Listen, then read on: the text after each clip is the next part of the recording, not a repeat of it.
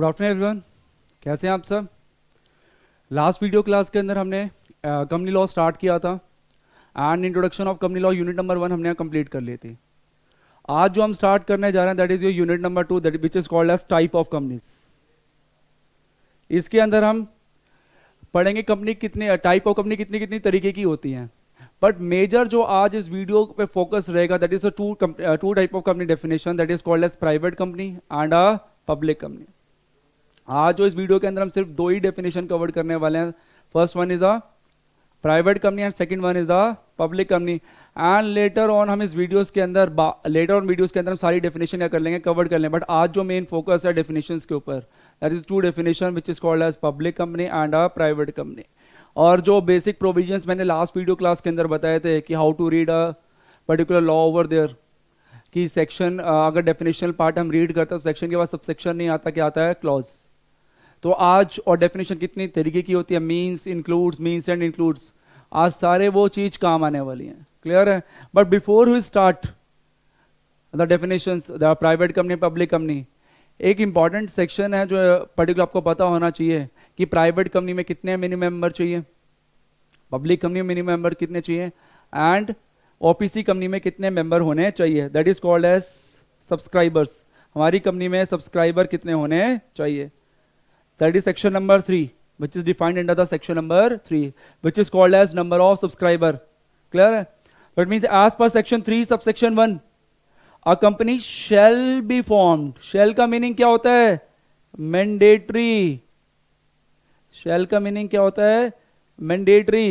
company shall be formed for a lawful purpose। पहला point क्या है, कंपनी किस पर्पस के लिए इनकॉर्पोरेट होनी चाहिए, सिर्फ lawful, it means legal purpose के लिए ही इनकॉर्पोरेट होनी चाहिए। तो इट मींस मैं कोई भी कंपनी इलीगल पर्पस या अनलॉफुल पर्पस के लिए इनकॉर्पोरेट नहीं कर सकता। मैं ये नहीं कह सकता मेरी कंपनी में मेन ऑब्जेक्टिव क्या है, किसी को टपकाना, स्मगलिंग करना। इन पर्पस के लिए मैं कभी भी कोई भी कंपनी इनकॉर्पोरेट नहीं कर सकता, क्योंकि लॉ में क्या है, company shall be incorporate for lawful purpose. Mandatory है कि कंपनी सिर्फ लीगल पर्पस के लिए इनकॉर्पोरेट हो सकती है, इलीगल पर्पस के लिए कंपनी इनकॉर्पोरेट नहीं हो सकती। More over the company shall be formed. अगर मेरी पब्लिक कंपनी है तो उसके अंदर मिनिमम मेंबर कितने चाहिए, 7 या 7 से ज्यादा।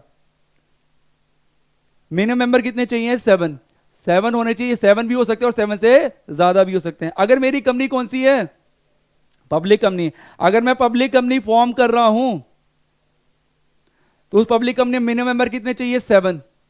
वो 7 भी हो सकते हैं और 7 से ज्यादा, बट मिनिमम कितने होने चाहिए, 7 होने चाहिए। सेकंड पॉइंट, प्राइवेट कंपनी अगर मैं फॉर्म कर रहा हूं, अगर मैं प्राइवेट कंपनी फॉर्म कर रहा हूं तो उसके अंदर मिनिमम मेंबर कितने चाहिए, 2। मिनिमम मेंबर कितने चाहिए, 2। 2 होने चाहिए, 2 से ज्यादा हो सकते हैं पर 2 से कम नहीं हो सकते। 2 से कितने हो सकते हैं, ज्यादा हो सकते हैं पर 2 से कम नहीं हो सकते। तो मिनिमम मेंबर कितने चाहिए प्राइवेट कंपनी के अंदर, 2। 2 से ज्यादा हो सकते हैं पर 2 से कम नहीं हो सकते हैं। अगर मैं ओपीसी 1% कंपनी, अगर मैं ओपीसी अगर 1% कंपनी इनको फॉर्म कर रहा हूं तो उसके अंदर मैक्सिमम मेंबर कितने होने चाहिए, 1। मैक्सिमम मेंबर कितने होने चाहिए, 1। प्राइवेट कंपनी इनकॉर्पोरेट करा तो minimum member is 2। Public company incorporate करा तो मिनिमम मेंबर इज 7 या 7 से ज्यादा। ओपीसी कंपनी इनकॉर्पोरेट करो तो मैक्सिमम मेंबर इज 1। क्लियरली है? तो यहां जो 7 के साथ है ये क्या है, मिनिमम। ये क्या है, मिनिमम।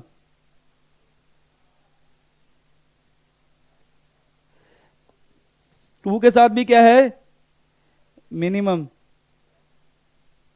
1 के साथ क्या है, मैक्सिमम।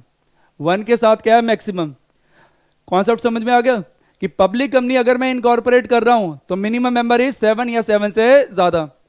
प्राइवेट कंपनी इनकॉर्पोरेट कर रहा हूं तो मिनिमम मेंबर इज 2 या 2 से ज्यादा। 1% कंपनी इनकॉर्पोरेट कर रहा हूं तो minimum maximum member is 1।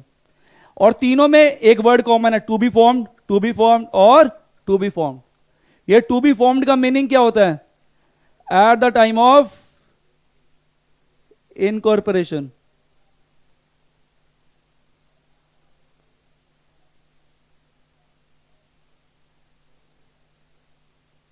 Eight the to be formed का मीनिंग क्या होता है? At the time of incorporation. Incorporation करते समय आपकी कंपनी में मिनिमम मेंबर कितने चाहिए? पब्लिक कंपनी में 7, प्राइवेट कंपनी में इनकॉर्पोरेशन टाइम में मिनिमम मेंबर कितने चाहिए? 2, ओपीसी कंपनी में मैक्सिमम मेंबर कितने चाहिए? That is 1, that is the number of subscriber. तो इसके अंदर हमने सेक्शन 3 में 2 बातें सीखी। पहली, कंपनी सिर्फ लीगल पर्पस के लिए कंपनी इनकॉर्पोरेट हो सकती है, चाहे वो पब्लिक कंपनी हो, चाहे वो प्राइवेट कंपनी हो, चाहे वो ओपीसी कंपनी हो।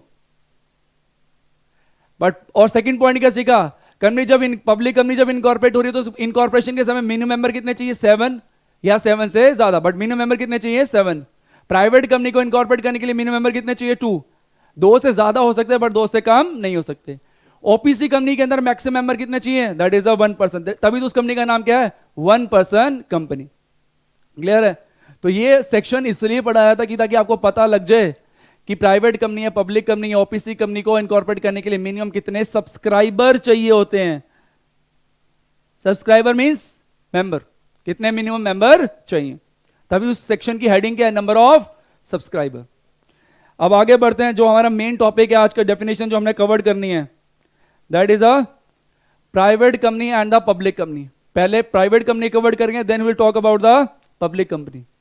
प्राइवेट कंपनी की डेफिनेशन कहां प्रिस्क्राइब्ड है? सेक्शन 2 सब सेक्शन है, सेक्शन 2 क्लॉज, सेक्शन 2 क्लॉज 68। कहां पे लिखी है? Section 2 clause 68। वहां पे लिखा हुआ सेक्शन प्राइवेट कंपनी मींस है, it means it is an exhaustive definition. Private company means it means it is an exhaustive definition.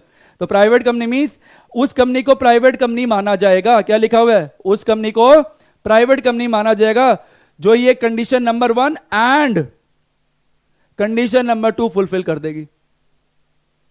क्या लिखा हुआ है? उस कंपनी को प्राइवेट कंपनी माना जाएगा जो एक प्राइवेट जो कंपनी ये 2 कंडीशन क्या कर देगी? फुलफिल कर देगी। दोनों की दोनों condition at the same time. क्योंकि बीच में क्या लिखा हुआ है? एंड।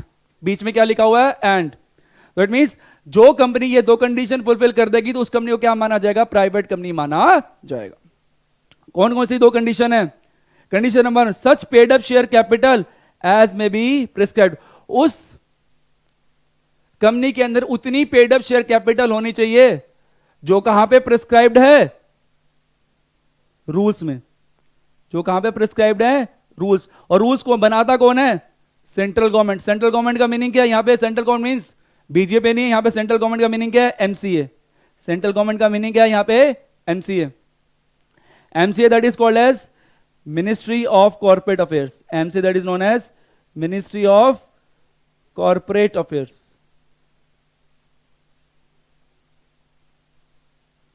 तो इट मींस उस कंपनी की उतनी पेड अप शेयर कैपिटल होनी चाहिए जितनी रूल्स के अंदर क्या है? प्रिस्क्राइब्ड है। और रूल्स के अंदर कितनी paid up share capital prescribed है? आज तक मिनिस्ट्री ऑफ कॉर्पोरेट अफेयर्स ने रूल्स के अंदर कोई भी minimum paid up share capital criteria रखा ही नहीं है।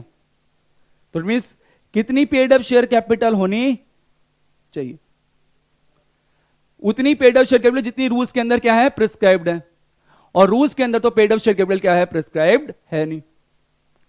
सर इससे अब एक क्वेश्चन अराइज होता है, क्या मैं अपनी private company 0 paid up share capital से इनकॉर्पोरेट कर सकता हूं? 0। क्या मैं अब private company 0 paid up share capital से इनकॉर्पोरेट कर सकता हूं? क्वेश्चन क्या है? प्राइवेट कंपनी के ऊपर क्वेश्चन क्या है? Can private company incorporated with 0 capital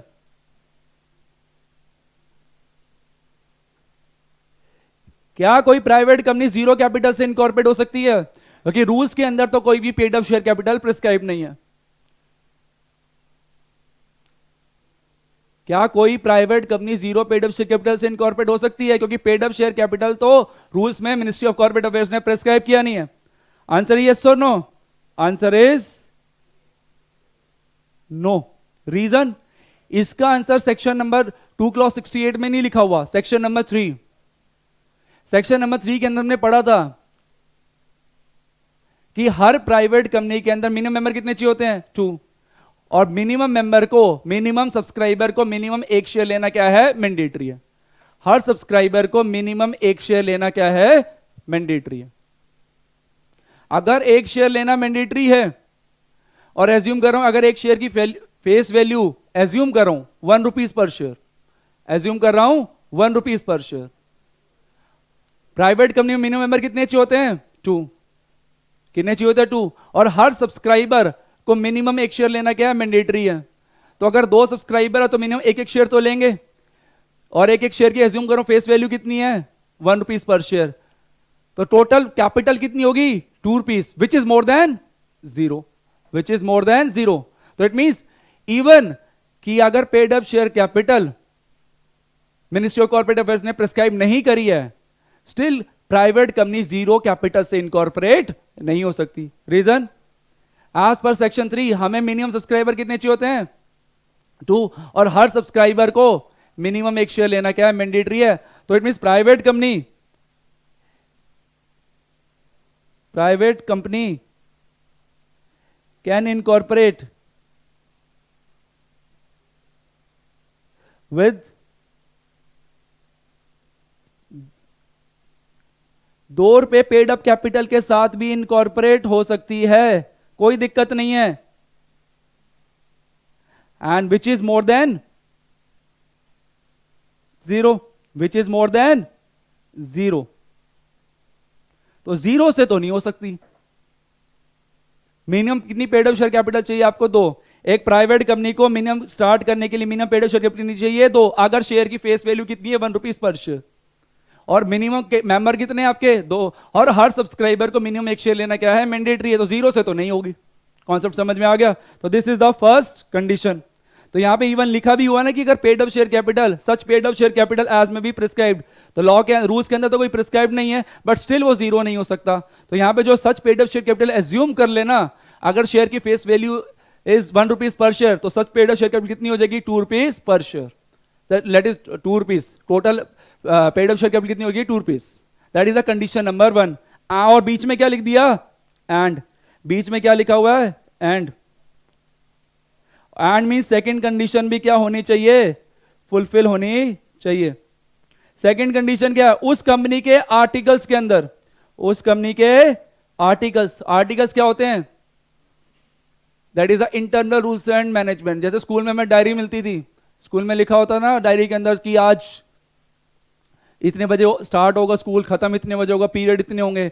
वो स्कूल की क्या थी, इंटरनल रूल्स एंड मैनेजमेंट। वैसे ही articles of a company, articles of association, full form क्या होती है, AOA, that is the articles of association, या आप इसको बाय लॉज भी कह सकते हो, articles of association. Articles of association, उस कंपनी के आर्टिकल एसोसिएशन में 3 पॉइंट लिखने होती, एक रेस्ट्रिक्शन होनी चाहिए, एक लिमिट होनी चाहिए, और एक प्रोहिबिशन होनी चाहिए। उस कंपनी के आर्टिकल्स के अंदर 3 चीजें होनी चाहिए, एक रेस्ट्रिक्शन, एक लिमिट, एंड एक प्रोहिबिशन होनी चाहिए। उस कंपनी के आर्टिकल में क्या होनी चाहिए, 3 चीजें होनी चाहिए। First one is restriction, second one is limit, third one is prohibits. अगर ये तीनों चीजें उस कंपनी के आर्टिकल्स में लिखी हुई हैं, तो उस कंपनी को क्या बोलेंगे हम, प्राइवेट कंपनी। अभी ये 3 चीजों के ऊपर मैंने बात नहीं करी क्या क्या है सब, बट द पॉइंट इज उस कंपनी के आर्टिकल्स में अगर ये तीनों चीजें लिखी हुई हैं, तो उस कंपनी को क्या बोलेंगे हम, प्राइवेट कंपनी। तो प्राइवेट कंपनी को इनकॉर्पोरेट करने के लिए कितनी कंडीशन है, 2। Condition number 1, such paid up share capital as may be prescribed in the rules prescribed by the central government, that is the ministry of corporate affairs. Condition number 2 क्या है, कि उस प्राइवेट कंपनी के article of association में 3 बातें लिखी होनी चाहिए। पहली रेस्ट्रिक्शन, पहली क्या है, रेस्ट्रिक्शन। अब किस चीज की रेस्ट्रिक्शन है वो बाद में बात करेंगे। Second is limit, and third one is prohibit. अगर ये एक रेस्ट्रिक्शन, लिमिट और प्रोहिबिशन है, तो उस कंपनी को क्या बोलेंगे हम, प्राइवेट कंपनी। अब वो क्या रेस्ट्रिक्शन है, क्या लिमिट है, क्या प्रोहिबिशन, अभी हम डिटेल में पढ़ते हैं। सबसे पहले बात करेंगे दैट इज रेस्ट्रिक्ट, और ये सारी बातें कहां पे लिखी हुई है, रेस्ट्रिक्ट, लिमिट्स और प्रोहिबिशन, उस कंपनी के आर्टिकल ऑफ एसोसिएशन में क्या लिखा हुआ है, restrict the right to transfer it shares. ITS कोई आईटी नहीं है, इट्स ही है। कि प्राइवेट कंपनी के अंदर अगर एक बंदे को दूसरे बंदे को शेयर ट्रांसफर करने हैं तो shares are not freely transferable. आपको पहले सभी मेंबर की क्या लेनी पड़ेगी, परमिशन लेनी पड़ेगी। अगर एक बंदा mister A mister C non member को शेयर ट्रांसफर करना चाहता है तो डायरेक्टली नहीं कर सकता, पहले उसको रिमेनिंग मेंबर्स की क्या लेनी पड़ेगी, परमिशन लेनी पड़ेगी। अगर वो कहते हैं, अगर वो परमिशन दे देते हैं तो उसके बाद आप मिस्टर ए मिस्टर सी को शेयर ट्रांसफर करना चाहे कर सकता है, कोई दिक्कत नहीं है। अभी वो कैसे करेगा अब उसमें बारे में बात करेंगे। सबसे पहले restrict the right to transfer it shares. अब ये जो रेस्ट्रिक्शन है किसके ऊपर है, शेयर्स के ऊपर। शेयर्स का मीनिंग इक्विटी प्रेफरेंस या दोनों, रेस्ट्रिक्शन शेयर्स के ऊपर है। शेयर का मीनिंग इक्विटी है प्रेफरेंस है दोनों, आंसर इज दोनों। शेयर्स में क्या आता है, इक्विटी भी आता है और प्रेफरेंस भी आता है। इट मींस रेस्ट्रिक्शन दोनों पे, रेस्ट्रिक्शन क्या है, दोनों पे। इट मींस अगर कोई भी मेंबर किसी दूसरे पर्सन को शेयर ट्रांसफर करना चाहता है, इक्विटी या प्रेफरेंस, दोनों पे क्या है, रेस्ट्रिक्शन है। पहले रिमेनिंग मेंबर्स की क्या लेनी पड़ेगी, परमिशन लेनी पड़ेगी। उसी के बाद आप शेयर ट्रांसफर करना चाहो कर सकते हो, कोई दिक्कत नहीं, चाहे वो शेयर्स इक्विटी हो चाहे वो प्रेफरेंस हो। Question number 2, mister A debentures hold करता है। उस प्राइवेट कंपनी में क्या होल्ड करता है, डिबेंचर्स। क्या रेस्ट्रिक्शन डिबेंचर्स के ऊपर भी है या खाली शेयर्स के ऊपर है? रेस्ट्रिक्शन किसके ऊपर है, शेयर्स के ऊपर। शेयर्स में क्या आता है, इक्विटी और प्रेफरेंस। तो क्वेश्चन क्या है, क्वेश्चन क्या था, इन case of private company, in case of private company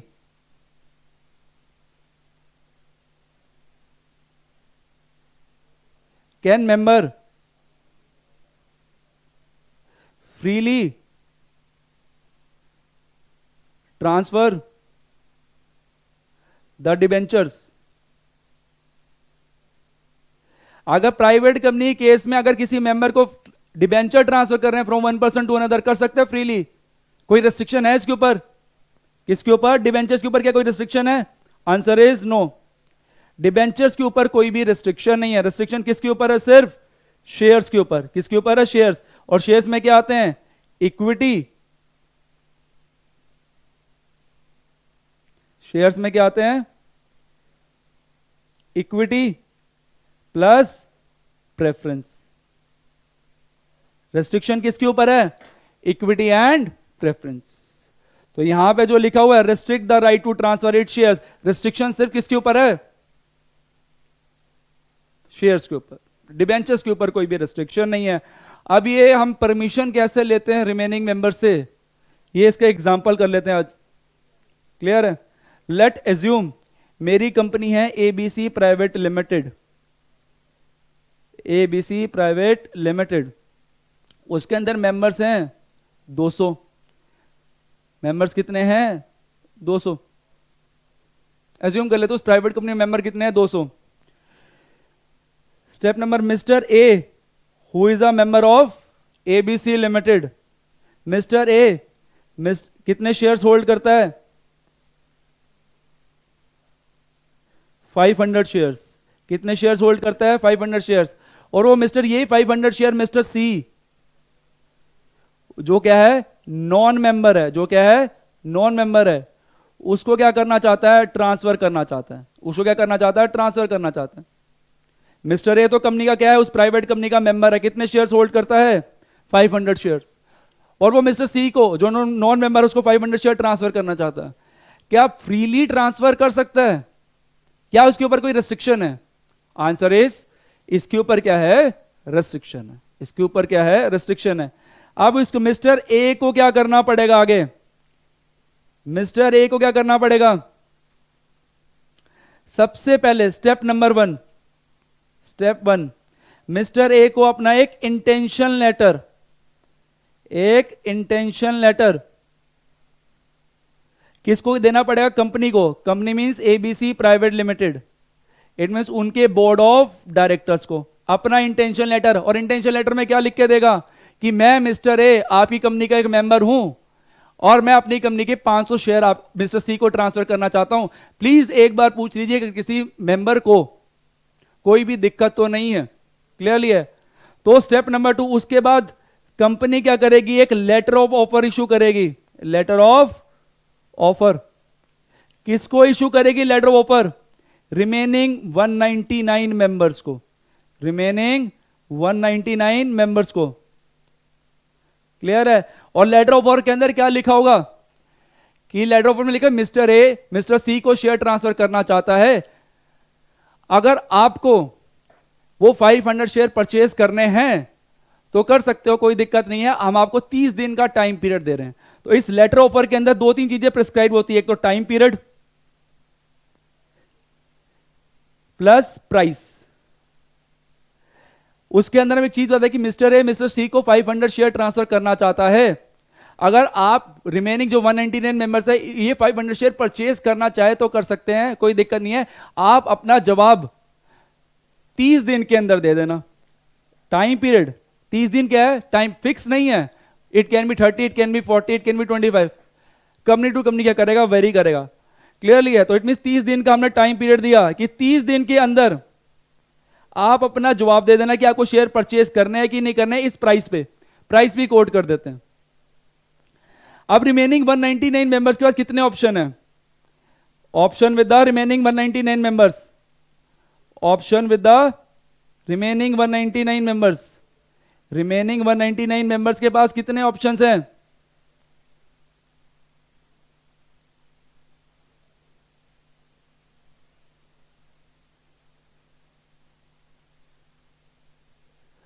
कितने ऑप्शन है कि विट मींस वो शेयर को एक्सेप्ट भी कर सकते हैं और रिजेक्ट भी करना चाहे कर सकते हैं, कोई दिक्कत नहीं है।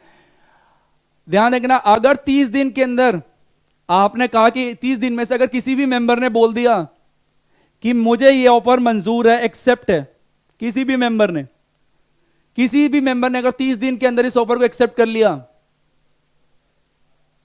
तो it means mister A mister C को शेयर ट्रांसफर नहीं कर पाएगा, उसको उसी मेंबर को शेयर ट्रांसफर करने पड़ेंगे जिसने उसके शेयर क्या करें, एक्सेप्ट करें।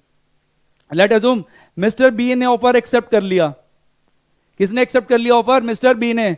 तो मिस्टर ए मिस्टर सी को शेयर ट्रांसफर नहीं करेगा, मिस्टर बी को उसको क्या करने पड़ेंगे, शेयर ट्रांसफर करने पड़ेंगे। This the option number 1। ये क्या है? Option number 1। Second means reject भी कर सकते हो आप। सभी ने मना कर दिया, 199 मेंबर ने सभी ने मना कर दिया कि हमें ऑफर मंजूर नहीं है, तो इट मीन मिस्टर ए चाहे तो मिस्टर सी को उसके बाद 30 दिन के बाद शेयर ट्रांसफर करना चाहे तो कर सकते। इस केस के अंदर mister A can transfer the shares to mister C. Now mister A mister C को शेयर ट्रांसफर कर सकता है अगर सभी मेंबर्स ने क्या कर दिया, मना कर दिया। एक तीसरा ऑप्शन भी होता है। तीसरा ऑप्शन क्या है? अगर 30 दिन में ना तो एक्सेप्टेंस आई ना 30 दिन के अंदर रिजेक्शन आई, सब चुप, सब क्या है, चुप, कोई भी आंसर नहीं आया, कोई भी आंसर नहीं आया 30 दिन के अंदर, तो वो डीम्ड रिजेक्शन माना जाएगा। तो क्या माना जाएगा? डीम्ड रिजेक्शन माना जाएगा, एक्सेप्टेंस नहीं मानी जाएगी वो। अगर 30 दिन के अंदर अंदर रिमेनिंग मेंबर्स ने कोई भी जवाब नहीं दिया तो क्या माना जाएगा? वो भी डीम्ड रिजेक्शन माना जाएगा। तो उसके बाद मिस्टर ए मिस्टर सी को शेयर ट्रांसफर करना चाहे कर सकता है। बस ऑप्शन नंबर 1 में मिस्टर ए मिस्टर सी को शेयर ट्रांसफर नहीं कर सकता। बी और सी केस के अंदर, सी ऑप्शन के अंदर मिस्टर ए मिस्टर सी को शेयर ट्रांसफर करना चाहे कर सकता है, कोई भी दिक्कत नहीं है। इसको हम बोलते हैं कि हम पहला रिफ्यूजल राइट हम किसको देते हैं? अपने एग्जिस्टिंग मेंबर्स को। It mean share private company के अंदर अगर किसी मेंबर को किसी नॉन मेंबर को शेयर ट्रांसफर करने हैं तो पहले एग्जिस्टिंग मेंबर से परमिशन लेनी पड़ेगी। अगर वो मना करते हैं तो ही आप किसी आउटसाइडर को शेयर ट्रांसफर कर सकते हो। इसका मीनिंग क्या हो गया? इट मींस हम अपने एग्जिस्टिंग मेंबर को पहला रिफ्यूजल राइट दे रहे हैं। हम क्या दे रहे हैं? अपने एग्जिस्टिंग मेंबर को क्या दे रहे हैं? अपना पहला रिफ्यूजल राइट। इसको बोलते हैं हम ROFR। ROFR किसको दे रहे हैं? हम अपने एग्जिस्टिंग मेंबर्स को। किसको दे रहे हैं? हम अपने एग्जिस्टिंग मेंबर्स को। ROFR क्या होता है? Right of first refusal. Right of first refusal, पहला रिफ्यूज करने का राइट किसको दे रहे हैं हम? अपने एग्जिस्टिंग मेंबर। ये मना करेंगे तो ही आप बाहर जाके ट्रांसफर कर सकते हो। This is the first point, this is the first restriction in case of a private company. Private company के अंदर shares are not freely transfer. तो फर्स्ट पॉइंट क्या है? In case of a private company shares are not freely transferable. Shares हैं, shares में equity preference दोनों आता है, पर डिबेंचर्स नहीं आता। Debentures are freely transferable. Second point, limit. एक प्राइवेट कंपनी में मैक्सिमम मेंबर कितने होते हैं?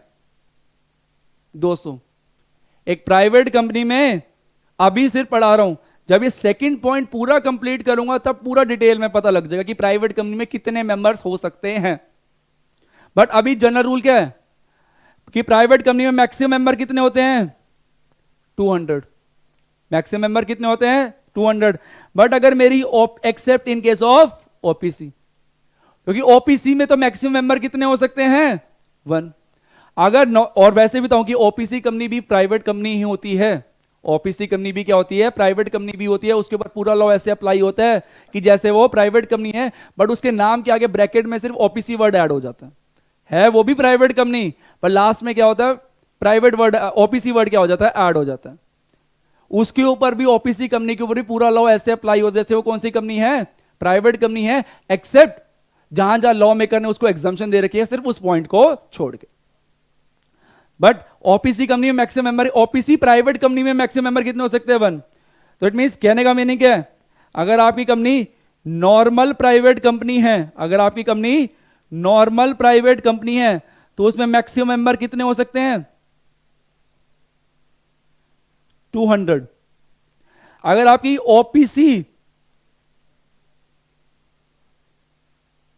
अगर आपकी ओपीसी प्राइवेट कंपनी है, होती तो प्राइवेट ही है, तो उसमें मैक्सिमम मेंबर कितने हो सकते हैं?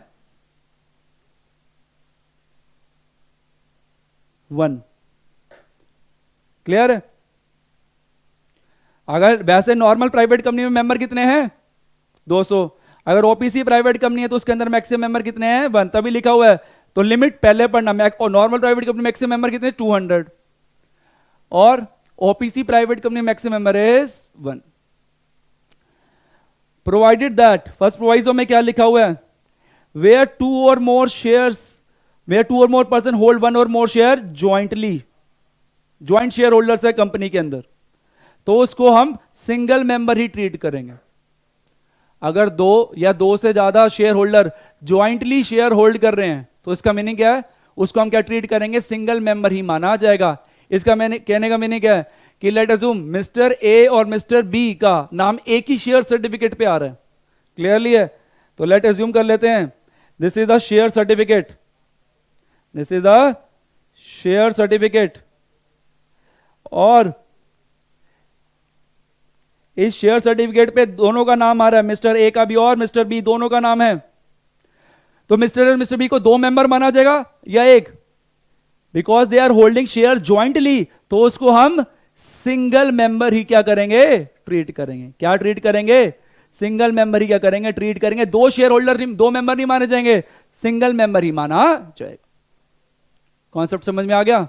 तो अगर कोई भी मेंबर ज्वाइंटली शेयर होल्ड कर रहा है, किसी भी मेंबर, किसी भी 2 मेंबर का नाम एक ही शेयर सर्टिफिकेट पे आ रहा है, तो उस मेंबर को क्या बोलेंगे हम? Joint share holders.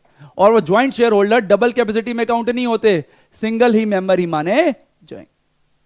हां, अगर इसी शेयर सर्टिफिकेट, लेट अज्यूम ये शेयर सर्टिफिकेट 1 है, शेयर सर्टिफिकेट 1, इसमें मिस्टर ए का नाम है, ये शेयर सर्टिफिकेट 2 है, इसमें मिस्टर बी का नाम है, तो ये 2 मेंबर काउंट होंगे। तो ये कितने मेंबर काउंट होंगे? 2 मेंबर काउंट होंगे, क्योंकि एक शेयर सर्टिफिकेट में कितना नाम है? एक ही, तो ये 2 मेंबर काउंट होंगे। अगर दोनों एक ही शेयर सर्टिफिकेट में 2 मेंबर का नाम है तो ये सिंगल मेंबर ही माने जाएंगे। इसको बोलते हैं हम ज्वाइंट शेयर होल्डर। क्या बोलते हैं? Joint share holders. क्लियर है? तो वेयर 2 और more person hold share jointly, they are called as joint share holders. तो it means for the purpose of this definition means section 2 clause 68 के हिसाब से उनको क्या माना जाएगा, सिंगल मेंबर ही माना जाएगा। कॉन्सेप्ट समझ में आ गया। Provided further that,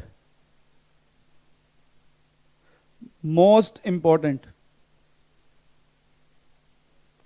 provided further that, provided further that में क्या लिखा हुआ है, उनके अंदर उन्होंने साफ साफ लिखा है जो कैपिटल ए और कैपिटल बी में जो भी पर्सन प्रिस्क्राइब्ड हैं, कैपिटल ए में और कैपिटल बी में जो भी पर्सन प्रिस्क्राइब्ड हैं वो 200 की लिस्ट के अंदर काउंट नहीं होंगे। जो पर्सन कैपिटल ए और कैपिटल बी में प्रिस्क्राइब्ड है shall not be included in the 200 list of members. जो इसको कहते हैं हम नेगेटिव लिस्ट। क्या कहते हैं हम इसको, नेगेटिव लिस्ट। कि द फॉलोइंग पर्सन, कौन से फॉलोइंग पर्सन जो कैपिटल ए कैपिटल बी में प्रिस्क्राइब्ड हैं वो कौन सी लिस्ट के अंदर इंक्लूड नहीं होंगे, 200 मेंबर के लिस्ट के अंदर इंक्लूड नहीं होंगे। अब पढ़ लेते कि कौन कौन से पर्सन हैं जो कैपिटल ए और कैपिटल बी में प्रिस्क्राइब्ड है। पहले कैपिटल ए में कौन से प्रिस्क्राइब्ड है, पर्सन हु आर, आर का मीनिंग क्या होता है, प्रेजेंट। आर का मीनिंग क्या है, present. Person who are in the employment of company, person who are in the employment of the company. किसकी बात कर रहे हैं, प्रेजेंट एम्प्लॉयज की। किसकी बात कर रहे हैं, प्रेजेंट एम्प्लॉयज की। इट मीन कहने का मीनिंग क्या, जो कंपनी के मेंबर भी हैं और कंपनी के प्रेजेंट एम्प्लॉयज भी हैं। कंपनी की क्या है, जो मेंबर्स भी हैं और कंपनी के जो क्या है, प्रेजेंट एम्प्लॉयज भी हैं। वो ये दोनों पर्टिकुलर पर्सन, अगर लेट मैं कंपनी का मेंबर भी हूं और प्रेजेंट एम्प्लॉय भी हूं तो मैं 200 की लिस्ट के अंदर काउंट नहीं होऊंगा। अब क्वेश्चन है सर इनको क्यों हमने नेगेटिव लिस्ट के अंदर रखा। हमारे ऊपर एक बाउंडेशन है कि एक प्राइवेट कंपनी में मेंबर 200 से ज्यादा नहीं हो सकते। क्या इंप्लॉयज 200 से ज्यादा हो सकते हैं, आंसर इज यस। इंप्लॉय 200 से ज्यादा हो सकते हैं। अगर लेट अज्यूम एक ईसॉप प्रोविजन होता है, इंप्लॉय स्टॉक ऑप्शन स्कीम, अगर हम ईसॉप के थ्रू कि हर मेंबर को अगर एक एक शेयर ट्रांसफर भी कर देते हैं तो मेंबर कितने हो जाएंगे, 200 से ज्यादा। तो मेंबर कितने हो जाएंगे, 200 से ज्यादा। और हमें तो पता ही है कि एक प्राइवेट कंपनी के अंदर मैक्सिमम मेंबर कितने हो सकते हैं, 200। इतना ही पड़ा हुआ है। इसलिए इसको नेगेटिव लिस्ट के अंदर रखा। इसको इसलिए नेगेटिव लिस्ट के अंदर कि ये पर्सन 200 की लिस्ट के अंदर काउंट नहीं होंगे। ये पर्सन 200 की लिस्ट के अंदर काउंट नहीं होंगे। बट अब एक क्वेश्चन अराइज होता है, सर अगर ये 200 की लिस्ट के अंदर काउंट नहीं होने वाले और अगर इंप्लॉयज को हम शेयर इशू करते हैं तो क्या ये मेंबर माने जाएंगे। क्वेश्चन है, अगर लेट जो मेरी कंपनी में 200 प्राइवेट कंपनी है, एक प्राइवेट कंपनी के अंदर 200 नॉर्मल मेंबर्स हैं, 200 नॉर्मल मेंबर्स हैं और प्लस 1 क्या है, 1 और मेंबर है, बट वो साथ साथ मेरी कंपनी का प्रेजेंट इंप्लॉय भी है, मेंबर भी है और प्रेजेंट इंप्लॉय भी है। अब दो क्वेश्चन अराइज होते हैं। क्वेश्चन नंबर 1, प्राइवेट कंपनी में कितने मेंबर अब काउंट होंगे, प्राइवेट कंपनी में कितने टोटल मेंबर अब काउंट होंगे, 200 या 201। तो total members in private company कितने हो गए, total members in private company कितने हो गए, 200 नॉर्मल प्लस 1, 201। कितने हो गए, 201।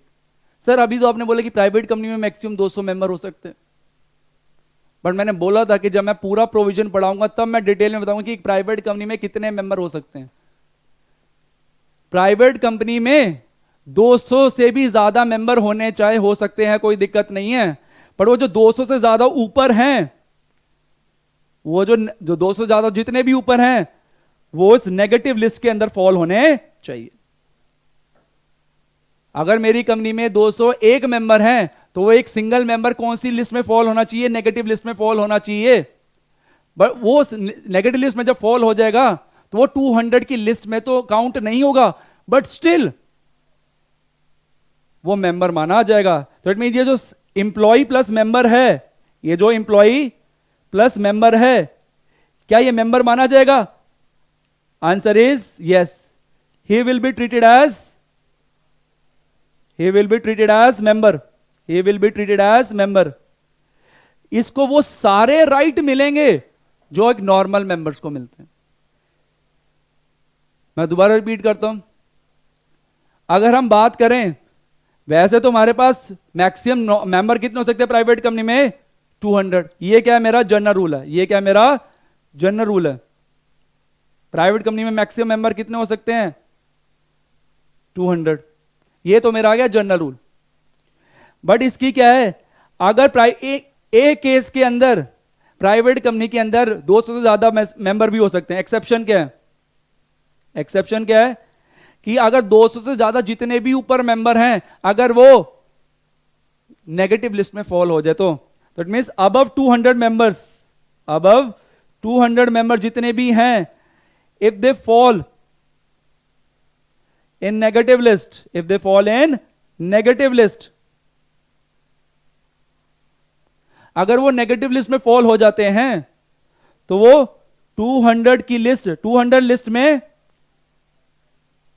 काउंट नहीं होंगे, काउंट नहीं होंगे, but they will be treated as member, they will be treated as member.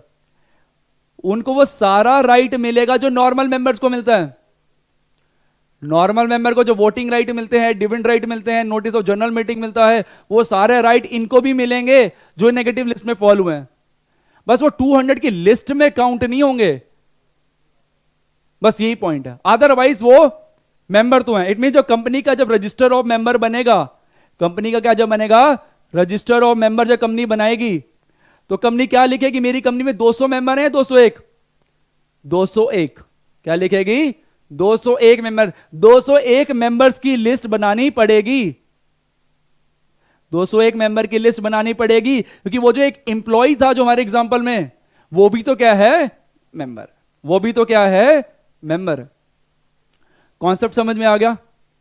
तो एक प्राइवेट कंपनी में, तो इट मींस याद रखना कि अगर प्राइवेट कंपनी की वैसे टोटल 200 मेंबर्स ही होते हैं, बट अगर एक्सेप्शन क्या होता है, इट मींस कुछ केसेस के अंदर प्राइवेट कंपनी 200 से ज्यादा मेंबर भी हो सकते हैं, बट जो भी 200 से ज्यादा मेंबर हैं वो इस नेगेटिव लिस्ट में कैपिटल ए और कैपिटल बी में फॉल होने चाहिए। अगर वो जो 200 से ज्यादा जितने भी अबव मेंबर हैं वो नेगेटिव लिस्ट में फॉल हो रहे हैं, तो इस केसेस के अंदर प्राइवेट कंपनी में 200 से ज्यादा मेंबर भी हो सकते हैं, क्योंकि ये जो 200 से ऊपर जितने भी मेंबर हैं जो नेगेटिव लिस्ट में फॉल हो रहे हैं, वो क्योंकि वो 200 की लिस्ट के अंदर काउंट नहीं होते हैं। क्लियर है?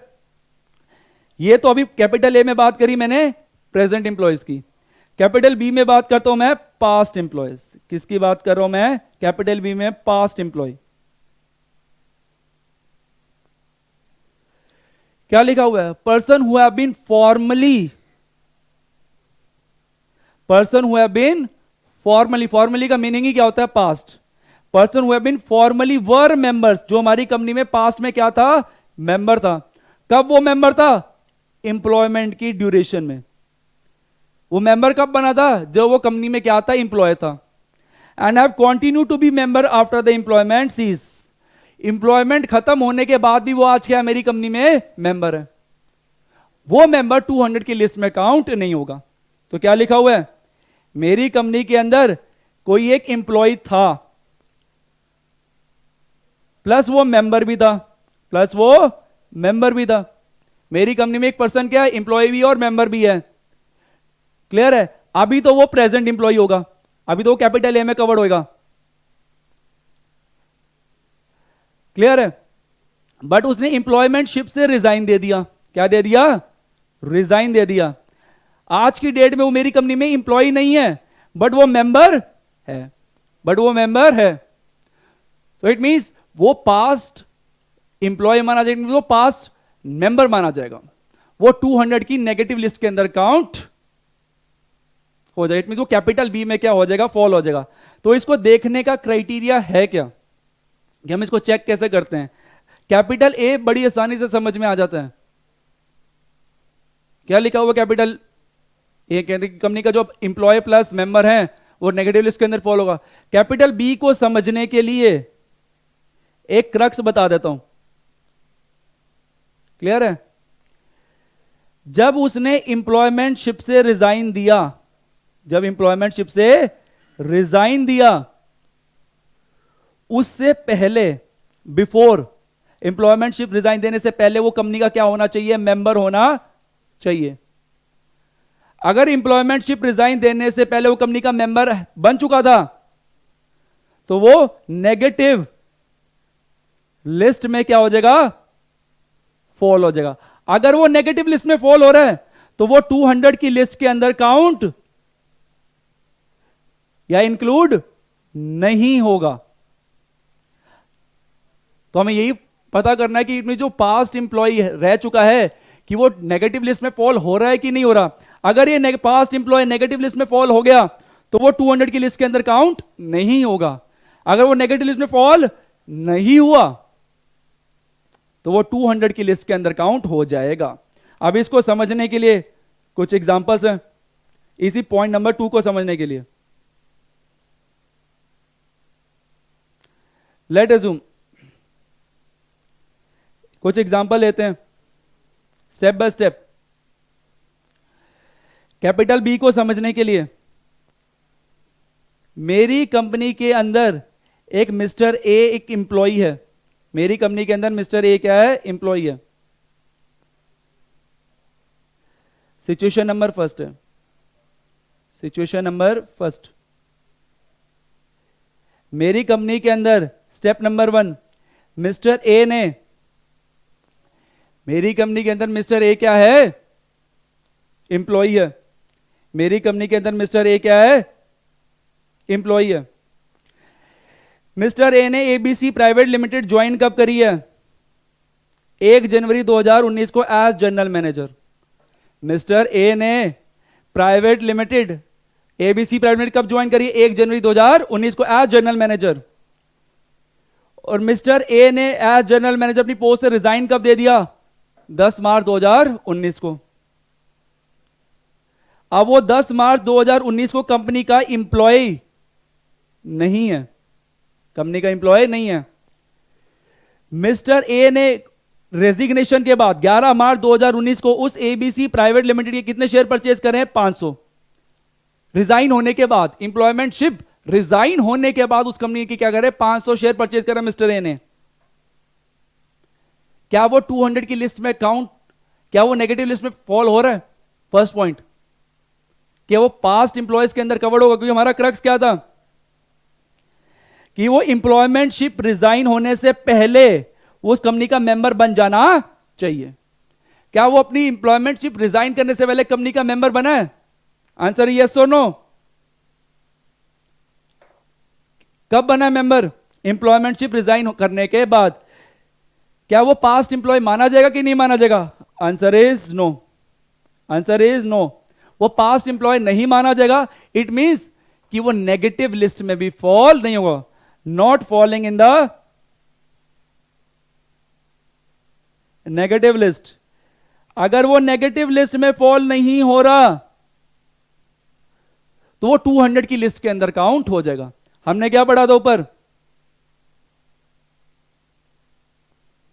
Person who are in the employment of the company and person who formerly. तो इट मींस अगर ये कोई भी बंदा प्रेजेंट या पास्ट इंप्लॉय अगर ये नेगेटिव लिस्ट में फॉल हो जाता है तो 200 की लिस्ट में काउंट नहीं होंगे। हमारी कंपनी के, हमारे एग्जांपल के अंदर जो मिस्टर ए है वो कैपिटल बी में फॉल होता था, बट एक्चुअली वो फॉल हुआ नहीं। वो कंपनी का क्या था? पास्ट इंप्लॉय था, बट वो एम्प्लॉयमेंटशिप में वो कंपनी का क्या नहीं बना? मेंबर नहीं बना। अगर वो मेंबर ही नहीं बना तो वो नेगेटिव लिस्ट में भी काउंट नहीं होगा। अगर वो नेगेटिव लिस्ट में काउंट नहीं हो रहा तो वो 200 की जो लिस्ट ऑफ मेंबर्स हैं उसमें काउंट जरूर हो जाएगा। क्लियर है? सिचुएशन नंबर 2, मिस्टर ए ने ज्वाइन किया एबीसी प्राइवेट लिमिटेड 1 जनवरी को एज जनरल मैनेजर।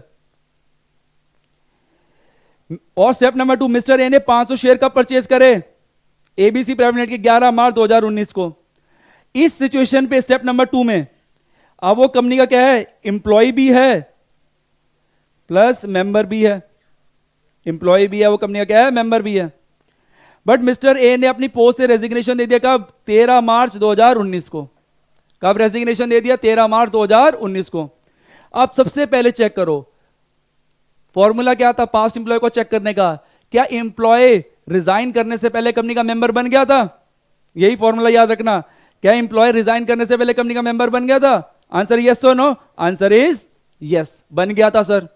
क्या वो अब नेगेटिव लिस्ट में काउंट होगा? Answer yes. क्या वो पास्ट इंप्लॉय है? आंसर इज यस, वो पास्ट इंप्लॉय है, तो it means it shall be counted इन। अगर वो नेगेटिव लिस्ट में काउंट हो गया तो इट मींस वो 200 की लिस्ट में काउंट नहीं होगा। अगर वो पास्ट इंप्लॉय है तो वो 200 की लिस्ट के अंदर काउंट नहीं होगा। क्लियर है? This is the situation number 2। Situation number 3, mister A ने 500 शेयर परचेज करे 11 मार्च 2019 को, और 13 मार्च को एज जनरल मैनेजर उसने ज्वाइन कर लिया। तो इट मींस 11 मार्च को तो सिर्फ वो कंपनी का क्या था? मेंबर। 13 मार्च को कंपनी का मेंबर भी बन गया प्लस प्रेजेंट इंप्लॉय भी बन गया, कैपिटल ए में फॉल हो गया। बट 13 जुलाई 2019 को उसने जनरल मैनेजर की पोस्ट से रिजाइन दे दिया, जनरल मैनेजर की पोस्ट से रिजाइन दे दिया। तो इट मींस क्या वो पास्ट इंप्लॉय है कि नहीं है? क्या वो पास्ट इंप्लॉय है कि नहीं है? सर एक ही फॉर्मूला, इंप्लॉयमेंटशिप रिजाइन देने से पहले वो कंपनी का क्या होना चाहिए? मेंबर होना चाहिए। है मेंबर इंप्लॉयमेंट रिजाइन करने से पहले? Answer is yes. तो mister A past employ, answer yes. Mister A shall not be counted, shall not be counted in 200 list, वो 200 की लिस्ट के अंदर काउंट नहीं होगा, क्योंकि वो क्या है? Past employee. तो शॉर्टकट तरीका याद करने का, क्रक्स बता देता हूं कि मैक्सिमम मेंबर कितने हो सकते हैं प्राइवेट कंपनी में? मैक्सिमम मेंबर कितने होते हैं प्राइवेट कंपनी में? 200 मैक्सिमम मेंबर। जनरल रूल है ये, क्या है? जनरल रूल है। Maximum members in private company 200, but exception भी पढ़ाई थी कि जो प्रेजेंट इंप्लॉय हैं, जो कंपनी के क्या है? प्रेजेंट इंप्लॉय हैं, प्लस जो पास्ट इंप्लॉय हैं, प्लस जो पास्ट इंप्लॉय हैं। पास्ट इंप्लॉय का तो पास्ट इंप्लॉय का एक क्रक्स भी बताया था आपको कि इंप्लॉय रिजाइन होने से पहले क्या होना चाहिए? मेंबर होना चाहिए। इट मींस ये जो प्रेजेंट इंप्लॉय हैं और पास्ट इंप्लॉय हैं, ये 200 की लिस्ट में count shell not be counted in 200 list, shell not be counted in 200 list. अगर वो 200 की लिस्ट में काउंट नहीं हो रहे हैं तो it means in this case private company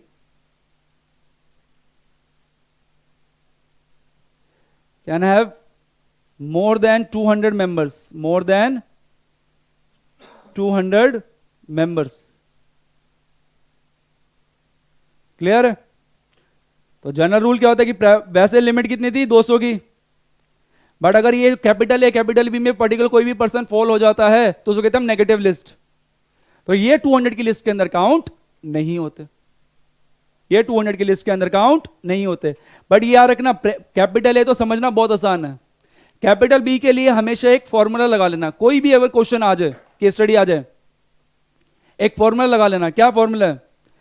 कि देख लेना कि वो पास्ट इंप्लॉय कब माना जाएगा। अगर इट मींस वो इंप्लॉय रिजाइन होने से पहले अगर मेंबर था, इंप्लॉय रिजाइन देने से पहले वो कंपनी का मेंबर बन चुका था, तो वो पास्ट इंप्लॉय माना जाएगा, अदरवाइज नहीं माना जाएगा। अगर वो इंप्लॉय रिजाइन होने से पहले मेंबर था तो वो पास्ट इंप्लॉय माना जाएगा। अगर वो पास्ट इंप्लॉय बन गया तो वो 200 की लिस्ट के अंदर काउंट नहीं होगा। क्लियर है? This is the point number second. Third point क्या? Prohibits any invitation to the public to subscribe any securities of the company. क्या लिखा है कि प्राइवेट कंपनी, वैसे एक बार फर्स्ट रीडिंग अगर हम करें कि प्राइवेट कंपनी पब्लिक से कोई भी पैसा रेज नहीं कर सकती बाय इशूइंग एनी सिक्योरिटीज। क्या लिखा हुआ है? प्राइवेट कंपनी पब्लिक से कोई भी पैसा रेज नहीं कर सकती bye issuing any securities. Securities में क्या क्या आता है? शेयर्स भी आते हैं, शेयर्स में इक्विटी प्लस डिबेंचर्स भी आते हैं, प्लस बॉन्ड्स भी आते हैं, और भी बहुत सारी चीजें आती हैं। क्लियर है? तो इट मींस कि ऐसा लगता है कि अगर प्राइमा फेसी फर्स्ट रीडिंग करे कि prohibits any invitation to the public to subscribe any securities of the company, it means कोई भी प्राइवेट कंपनी पब्लिक से कोई भी पैसा रेज नहीं कर सकती bye issuing any securities of the company, but ऐसा नहीं है। इसका एग्जैक्ट मीनिंग क्या है? पॉइंट नंबर 3 जो इसकी मैं प्रोहिबिट्स की बात कर रहा हूं, इसका मीनिंग क्या है? Basically private company can raise money from the public, money from the public. Private company public से पैसा रेज कर सकती है, बट वो पब्लिक से पैसा रेज करने का मोड क्या होना चाहिए? प्राइवेट अरेंजमेंट होना चाहिए, प्राइवेट अरेंजमेंट होना चाहिए, नॉट पब्लिक इशू।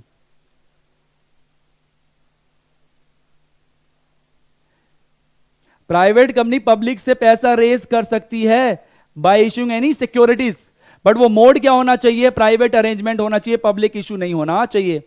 अब ये प्राइवेट अरेंजमेंट क्या होता है? That is a private placement. हमारा एक सेक्शन है 42, मतलब मैं उसके ऊपर डिटेल में नहीं जाना चाहता। प्राइवेट प्लेसमेंट का सेक्शन नंबर कौन सा है? 42। तो उसके अंदर प्राइवेट कंपनी अपने फैमिली मेंबर्स या अपने रिलेटिव्स वगैरह या अपने एग्जिस्टिंग मेंबर से पैसा रेज करना चाहे या आउटसाइडर से भी पैसा रेज करना चाहे, कर सकती है, कोई दिक्कत नहीं है। अपने फैमिली मेंबर्स या अपने रिलेटिव्स, डायरेक्टर्स के रिलेटिव्स या फिर आउटसाइडर से भी पैसा रेज करना चाहे, कर सकती है अंडर सेक्शन 42। बट इसमें लिमिट होती है, 200 मेंबर से ही टोटल 200 बंदों से ही पैसा रेज कर सकती है प्राइवेट कंपनी एक फाइनेंशियल ईयर के अंदर। इसके अंदर लिमिट क्या होती है कि एक फाइनेंशियल ईयर के अंदर प्राइवेट कंपनी 200 बंदों से ही पैसा रेज कर सकती है। तो इट मींस याद रखना, प्राइवेट कंपनी पब्लिक से भी पैसा रेज कर सकती है bye issuing any securities, but वो मोड क्या होना चाहिए? प्राइवेट अरेंजमेंट होना चाहिए, पब्लिक इशू नहीं होना चाहिए। पब्लिक इशू मींस अभी सिर्फ 2 टाइप बताते। पब्लिक इशू का मीनिंग होता है टाइप्स ऑफ पब्लिक इशू,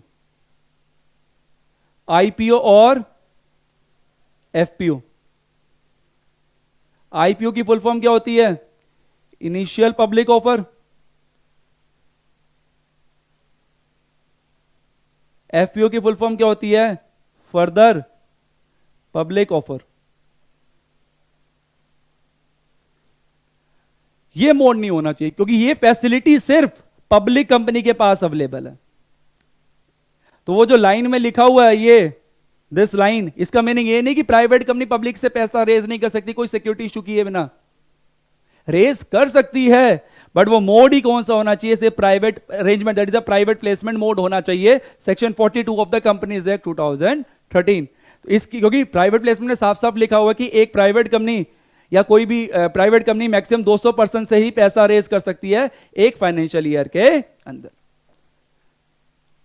जो प्राइवेट कंपनी पे प्रोहिबिशन है वो पब्लिक इशू की है। प्राइवेट कंपनी में जो प्रोहिबिशन है वो किस चीज की है? पब्लिक इशू से, कि private company public issue launch करके, that is IPO FPO launch करके पब्लिक से पैसा रेज नहीं कर सकती। तो this is the third point है। इसमें याद रखना, पहले पढ़ के ऐसा लगता है कि पैसा रेज ही नहीं कर सकती पब्लिक से, बट ऐसा नहीं है।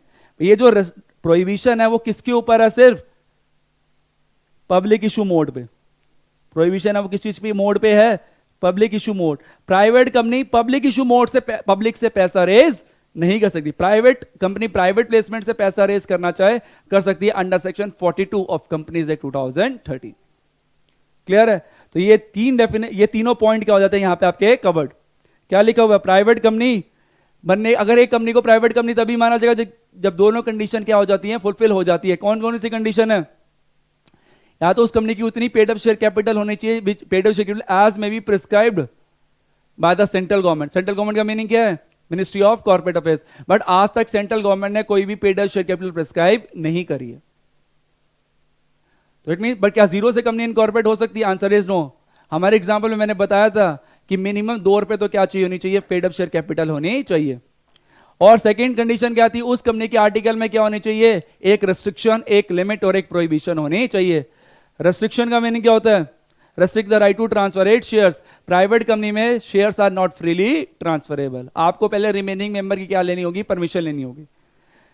और 2 members joint share holder single member ही क्या होंगे? काउंट होंगे। प्राइवेट कंपनी में मैक्सिमम लिमिट कितनी होती है? 200 की।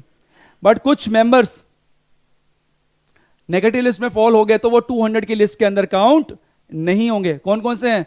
कंपनी के जो प्रेजेंट इंप्लॉय हैं वो 200 की लिस्ट के अंदर काउंट नहीं होंगे, और कंपनी के जो पास्ट इंप्लॉयज हैं, कौन से पास्ट इंप्लॉय? वो पास्ट इंप्लॉयज जो रिजाइन करने से पहले कंपनी के मेंबर बन चुके थे, वो 200 की लिस्ट के अंदर काउंट नहीं होंगे। थर्ड पॉइंट क्या है? प्रोहिबिशन। प्रोहिबिशन का मीनिंग है कि प्राइवेट कंपनी पब्लिक से पैसा रेज कर सकती है, बट पब्लिक से पैसा रेज करने का मोड क्या होना चाहिए? Private arrangement, that is a private placement होना चाहिए। प्राइवेट कंपनी पब्लिक से पब्लिक इश्यू लॉन्च करके कोई भी पैसा रेज नहीं कर सकती। और ये कुछ अमेंडमेंट्स आई हैं after the companies amendment act, क्योंकि कंपनीज अमेंडमेंट एक्ट 2015 आने से पहले यहां पे जहां पे लिखा ना पेड अप शेयर कैपिटल की मिनिमम रिक्वायरमेंट थी 1 लाख रुपए, उसको डिलीट कर दिया। बट इस डिलीट करने का मीनिंग ये नहीं है कि प्राइवेट कंपनी जीरो कैपिटल से इनकॉर्पोरेट हो जाए। मिनिमम कैपिटल कितनी चाहिए होगी? 2 रुपीज, जो हमने एग्जाम्पल में पढ़ा था। पहले मेंबर कितने थे? 50 को मेंबर 2013 एक्ट के अंदर कितना बढ़ेगा कर दिया? 200। आज की डेट के अंदर मैक्सिमम 200। बट हमने पढ़ा है कि अगर एक्सेप्शंस के अंदर अगर वो नेगेटिव लिस्ट में प्रेजेंट एम्प्लॉयज और पास्ट एम्प्लॉयज अगर उनको ऐड कर दिया जाए तो प्राइवेट कंपनी में 200 से भी ज्यादा मेंबर होना चाहिए, हो सकते हैं, कोई दिक्कत नहीं है। क्लियर है? और सिक्योरिटीज वर्ड जो पढ़ा था, दिस सिक्योरिटीज वर्ड ये कहां पे डिफाइंड है? Section 2 clause 81 of companies act 2013। 2 clause 81 में डिफाइंड है। सिक्योरिटीज का मीनिंग क्या लिखा हुआ है? Securities means that security which is defined under section 2 clause H of securities contract regulation act 1956। तो इट मीन सिक्योरिटीज की डेफिनेशन पढ़ने के लिए हमें कंपनीज एक्ट में डेफिनेशन नहीं दे रखी। डेफिनेशन कहां पे दे रखी है? Securities contract act regulations 1956। और ये जो सारी डेफिनेशन पढ़ाई थी, शेयर्स, डिबेंचर्स, बॉन्ड्स, शेयर्स में इक्विटी प्रेफरेंस, डिबेंचर्स में convertible debentures, fully convertible, non convertible bonds, ये सारे वर्ड्स कहां पे लिखे हुए हैं? Securities contract regulation act 1956। और ये लिस्ट जितनी मैंने अभी बताई है खत्म नहीं होती, अभी बहुत लंबी लिस्ट है, सिर्फ मैंने अभी एग्जांपल से दिए हैं। तो ये क्या है? एक डेफिनेशन है, कौन सी? Private company. This is the definition of a private company. Clear है? Now we move forward to the next definition, that is called as public company. Second definition कौन सी है? That is called as public company. Public company की definition कहां prescribed है? 2 clause 71। Public company की definition कहां prescribe है? 2 clause 71। और कैसे स्टार्ट हो रही है? मींस। कैसे स्टार्ट हो रही है? मींस। प्राइवेट इट मींस उस कंपनी को पब्लिक कंपनी माना जाएगा जो कंपनी ये दोनों कंडीशन फुलफिल कर देती है। और ये 2 कंडीशन पढ़ना तो बहुत आसान है, मेन जो आज फोकस रहेगा पब्लिक कंपनी में इज प्रोवाइडेड दैट में। तो पहले ये पढ़ते हैं कि 2 कंडीशन क्या दे रखी है। उस कंपनी को पब्लिक कंपनी माना जाएगा जो कंपनी क्या कर देगी? ये दोनों कंडीशन ए और बी दोनों कंडीशन क्या कर देगी? फुलफिल कर देगी। कौन कौन सी 2 कंडीशन है? Public company means a company which is not a private company. उस कंपनी को पब्लिक कंपनी माना जाएगा जो प्राइवेट कंपनी नहीं है। इसका मीनिंग क्या? Which is not a private company. ये क्या लिखा? Which is public company. Public company means a company which is not a private company. It means उस कंपनी को पब्लिक कंपनी माना जाएगा जो प्राइवेट कंपनी नहीं है। ये which is not a private company जो लिखा है, इसकी क्या लिटरल इंटरप्रिटेशन है? इसको कैसे इंटरप्रेट करोगे? कई बार तो लोग इसको समझते हैं कि एक एग्जाम्पल से, राम का घर कहां है? शाम के घर के पास। शाम का घर कहां है? राम के घर के पास। और दोनों का घर कहां है? आमने सामने। तो इट मींस इसका एग्जैक्ट मीनिंग क्या है? उस कंपनी को पब्लिक कंपनी माना जाएगा which is not a private company. It means अगर उस कंपनी के आर्टिकल्स में वो 3 रेस्ट्रिक्शंस नहीं है, अगर उस कंपनी के आर्टिकल में वो 3 रेस्ट्रिक्शंस नहीं है, कौन कौन सी 3 रेस्ट्रिक्शन नहीं है? याद है? एक तो restrict the right to transfer it shares, limit the members of 200 और प्रोहिबिट्स। अगर किसी कंपनी के आर्टिकल्स के अंदर वो ये तीनों पॉइंट्स नहीं है तो उस कंपनी को क्या बोलेंगे हम? Public company. उस कंपनी को क्या बोलेंगे हम? Public company. अगर किसी कंपनी के आर्टिकल में वो तीनों चीजें लिखी हुई हैं तो वो कौन सी कंपनी हो जाएगी? Private company. अगर किसी कंपनी के आर्टिकल्स में ये तीनों चीजें नहीं है, कौन कौन सी? एक रेस्ट्रिक्ट, दूसरी कौन सी थी? लिमिट, तीसरी कौन सी थी? प्रोहिबिट। ये तीनों चीजें नहीं है उस कंपनी के आर्टिकल्स के अंदर, ये तीनों चीजें नहीं है, तो उस कंपनी को क्या बोलेंगे हम? Public company. This is the first condition. तो ये जो लिखा हुआ है which is not a private company means अगर किसी कंपनी के आर्टिकल में अगर ये तीनों चीजें नहीं है तो उस कंपनी को क्या बोलेंगे हम? Public company. This is the first condition, this is the condition number 1। Second condition, उस कंपनी की कितनी minimum paid up share capital होनी चाहिए? As may be prescribed. Prescribed means prescribed by the central government, that is ministry of corporate affairs. Second condition क्या? उस company की minimum paid up share capital कितनी होनी चाहिए? उतनी जितनी रूल्स में क्या है? प्रिस्क्राइब्ड है। उतनी कितनी होनी चाहिए जितनी रूल्स में क्या है? प्रिस्क्राइब्ड है। और रूल्स कौन बनाता है? Central government, that is the ministry of corporate affairs. Clear है? तो उस कंपनी की कैपिटल कितनी होनी चाहिए? उतनी मिनिमम कैपिटल होनी चाहिए जितनी रूल्स में प्रिस्क्राइब्ड है। और रूल्स कौन बनाता है? Central government, that is the ministry of corporate affairs. But central government ने अभी तक रूल्स के अंदर कोई भी कैपिटल प्रिस्क्राइब नहीं करी। सेंट्रल गवर्नमेंट ने, मिनिस्ट्री ऑफ कॉर्पोरेट अफेयर्स ने अभी तक कोई भी कैपिटल प्रिस्क्राइब करी ही नहीं है। तो फिर से सेम क्वेश्चन, क्वेश्चन क्या है? Can public company can public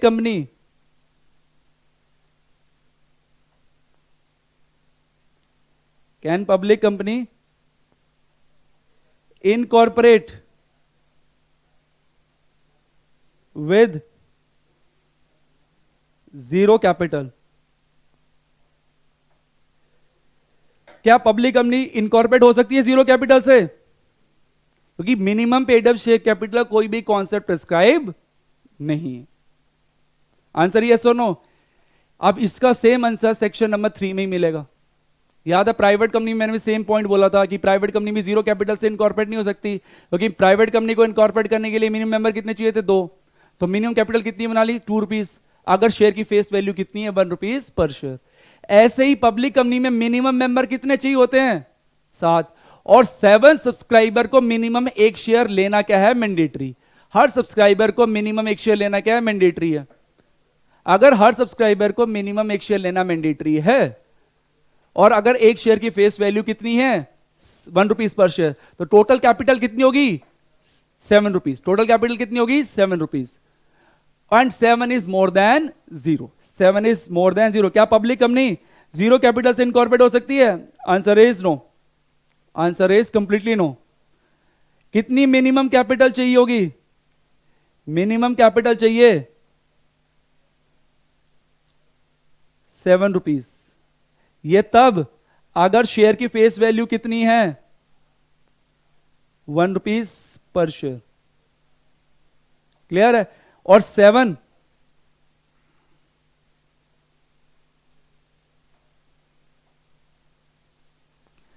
is more than 0। 7 0 से तो क्या है ज्यादा। इट मींस इवन की लॉ मेकर ने, सेंट्रल गवर्नमेंट ने अगर कोई भी minimum paid up share capital prescribe नहीं भी की है, still public company zero capital से इनकॉर्पोरेट नहीं हो सकती। उसको मिनिमम कैपिटल कितनी चाहिए? 7 रुपीज। अगर शेयर की फेस वैल्यू कितनी है? 1 रुपीज पर शेयर। और ये सारी बातें कहां पे लिखी हुई हैं? Section number 3। सारी बातें कहां पे लिखी हुई है? सेक्शन नंबर 3 के अंदर। क्लियरली है? तो साथ साथ सेक्शन नंबर 3 भी हमें पढ़ना पड़ता, तभी मैंने स्टार्टिंग के अंदर वो सेक्शन 3 जरूर पढ़ाया था। चलें अब आगे। तो public company means, public company बनने के लिए कितनी कंडीशन प्रिस्क्राइब करनी पड़ेगी? 2।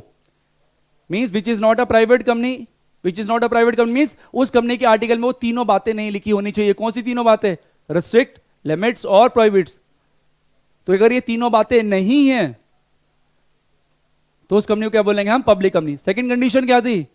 उस कंपनी की, उस पब्लिक कंपनी की मिनिमम पेड कैपिटल कितनी होनी चाहिए? एज में प्रिस्क्राइब। तो लॉ मेकर ने तो कोई भी पेड कैपिटल प्रिस्क्राइब नहीं की है, but still as per section number 3 हम डिटरमाइन कर लेते हैं कि पब्लिक कंपनी जीरो कैपिटल से तो इनकॉर्पोरेट नहीं हो सकती, क्योंकि एज पर सेक्शन नंबर 3 हमें मिनिमम मेंबर कितने चाहिए होते हैं? 7। और हर सब्सक्राइबर को मिनिमम 1 शेयर लेना क्या होता है? मैंडेटरी। तो एज्यूम कर लेते हैं अगर उस शेयर की face value 1 rupees per share है तो टोटल मिनिमम कैपिटल कितनी हो जाएगी? 7, विच इज मोर देन 0। ये जो डेफिनेशन क्लियरली है, इसको कि अगर दोनों कंडीशन फुलफिल कर देते हो तो उस कंपनी को क्या बोलेंगे हम? Public company. बीच में क्या लिखा हुआ है? एंड। बीच में क्या लिखा हुआ है? एंड। अब आगे चलते हैं प्रोवाइडेड दैट में। प्रोवाइडेड दैट में जो जिस कंपनी की बात कर रहे हैं उस कंपनी को बोलते हैं हम डीम्ड पब्लिक कंपनी। ये भी पब्लिक कंपनी है, बट इसको क्या बोलते हैं हम? Deemed public company. मानो या मानो, मानना पड़ेगा कि ये भी कौन सी कंपनी है? Public company. एक बार जो लॉ मेकर ने जो लिखा हुआ है एक बार उसको रीड कर लेते हैं और उसके बाद फिर उसका एनालिसिस भी करेंगे कि क्या लिखा हुआ है। क्या लिखा हुआ? A company means private company.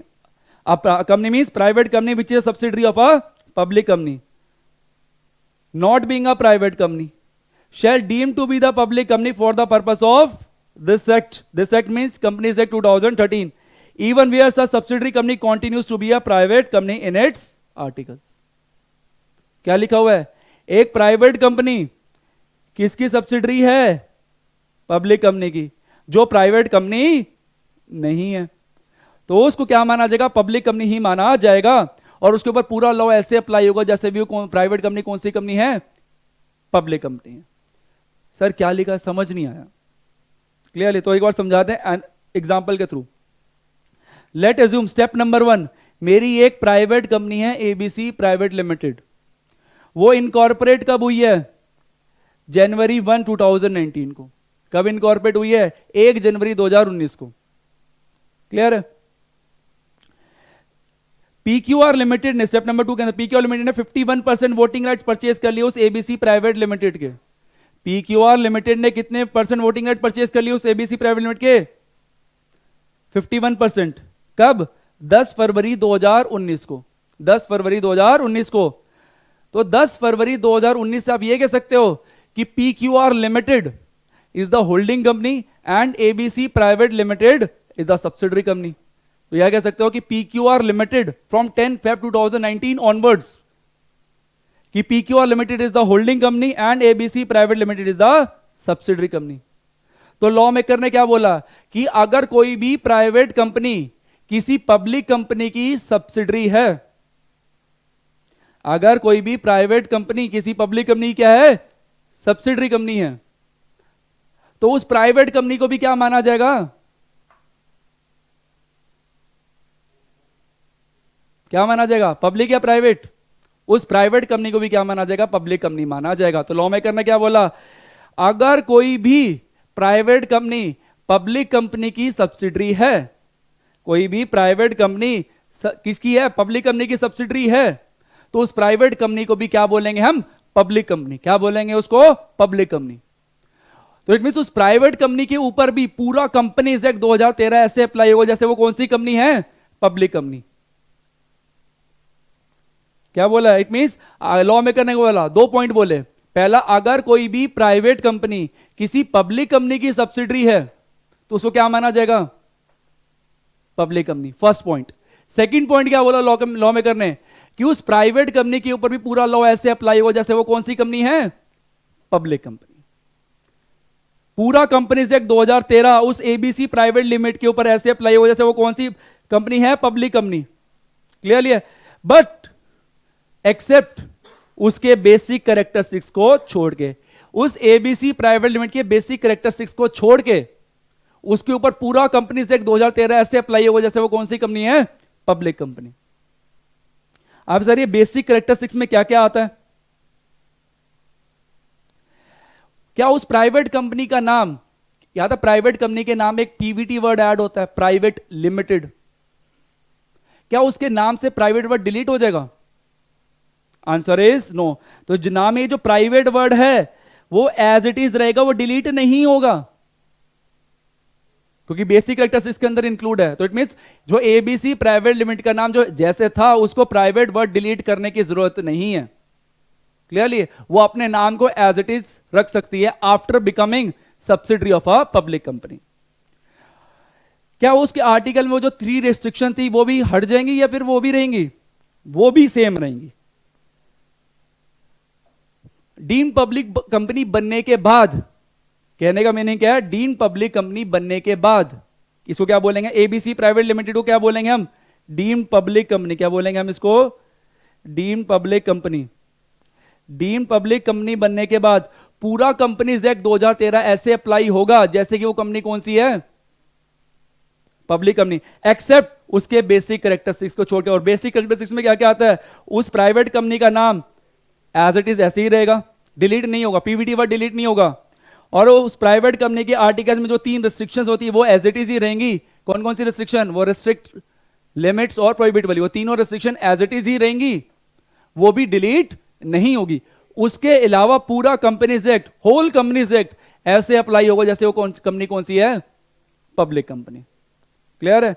तो मैं एक बार दोबारा रिपीट करता हूं कि अगर कोई भी प्राइवेट कंपनी किसी पब्लिक कंपनी की सब्सिडरी बन जाती है, कोई भी प्राइवेट कंपनी किसी पब्लिक कंपनी की क्या बन जाती है, सब्सिडरी बन जाती है, तो जिस दिन से वो सब्सिडरी बन गई है पब्लिक कंपनी, जिस दिन से वो प्राइवेट कंपनी किसी पब्लिक कंपनी की सब्सिडरी बन गई, उस दिन से उस प्राइवेट कंपनी पे ऊपर पूरा कंपनीज एक्ट ऐसे अप्लाई होगा जैसे वो कंपनी कौन सी है, पब्लिक कंपनी, जैसे वो कंपनी कौन सी है, पब्लिक कंपनी। इसलिए हम उसको बोलते हैं डीम्ड पब्लिक कंपनी। मानो या ना मानो, उस प्राइवेट कंपनी के ऊपर पूरा लॉ ऐसे अप्लाई होगा जैसे वो प्राइवेट कंपनी कौन सी है, public company.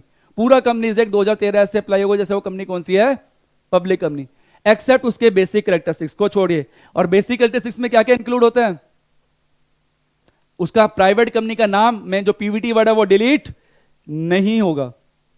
Second basic characteristics में क्या आता है, उस प्राइवेट कंपनी के आर्टिकल में जो 3 रिस्ट्रिक्शंस है वो एज इट इज रहेंगी, वो चेंज नहीं होगी। This is called as deemed public company. इसलिए हमने उसका नाम क्या रखा, डीम्ड पब्लिक कंपनी। क्लियरली? तो ये पूरी डेफिनेशन होगी, that is called as public company. और कुछ जो अमेंडमेंट्स आई हैं वो मैं साथ साथ दिखाता हूं। जो कंपनीज एक्ट अमेंडमेंट एक्ट 2015 आने से पहले पब्लिक कंपनी को इनकॉर्पोरेट करने के लिए मिनिमम कैपिटल चाहिए होती थी 5 lakh. But companies amendment act 2015 आने के बाद वो मिनिमम कैपिटल क्राइटेरिया क्या होगा, डिलीट। बट स्टिल हम 0 कैपिटल से कंपनी इनकॉर्पोरेट नहीं कर सकते। मिनिमम कैपिटल कितनी चाहिए होगी, 7 रुपीज। अगर शेयर की फेस वैल्यू कितनी है, 1 रुपीज पर शेयर। ये तो हमने पढ़ लिया था। सेकंड केस, ये केस है जिसने, ये केस है basically Hillcrest realty SDN BSD versus hotel queen road. इसी के अंदर डिसाइड किया था कंपनी लॉ बोर्ड में। पहले एनसीएलटी नहीं हुआ करता था, पहले क्या होता था, कंपनी लॉ बोर्ड, उसकी जगह चेंज क्या हो गया, एनसीएलटी। बट जब ये केस डिसाइड था तब एनसीएलटी नहीं था, तब एनसीएलटी नहीं था, तब क्या था, कंपनी लॉ बोर्ड। तब कंपनी लॉ बोर्ड ने डिसाइड किया कि अगर कोई भी प्राइवेट कंपनी किसकी सब्सिडरी है, पब्लिक कंपनी की, अगर private company which is subsidiary of a public company, तो उसको क्या माना जाएगा, पब्लिक कंपनी माना जाएगा। उसके ऊपर पूरा लॉ ऐसे अप्लाई होगा कि जैसे कि वो कौन सी कंपनी है, पब्लिक कंपनी। बट वो अपने बेसिक कैरेक्टरिस्टिक्स को रिटेन करना चाहे कर सकती है, कोई दिक्कत नहीं है। उस बेसिक कैरेक्टरिस्टिक्स में क्या क्या आता है, पहला, उसका प्राइवेट कंपनी से नाम डिलीट नहीं होगा, प्राइवेट वर्ड ऐड रहेगा। सेकंड पॉइंट क्या था कि वो 3 रेस्ट्रिक्शन क्या होंगे, डिलीट नहीं होगी। उसके अलावा पूरा उस सब्सिडरी, उस डीम पब्लिक कंपनी के ऊपर पूरा लॉ ऐसे अप्लाई होगा जैसे वो कौन सी कंपनी है, पब्लिक कंपनी। क्लियर है? कॉन्सेप्ट समझ में आ गया? यहां पे आपकी डेफिनेशन क्या हो जाती है, खत्म हो जाती है। इट मींस आज हमने 2 डेफिनेशन कवर करी। First one is the public company, second one is the private company. Clear है? तो नेक्स्ट वीडियो क्लास के अंदर हम रिमेनिंग डेफिनेशन क्या करेंगे, कवर करेंगे। So thank you so much, this is from my side.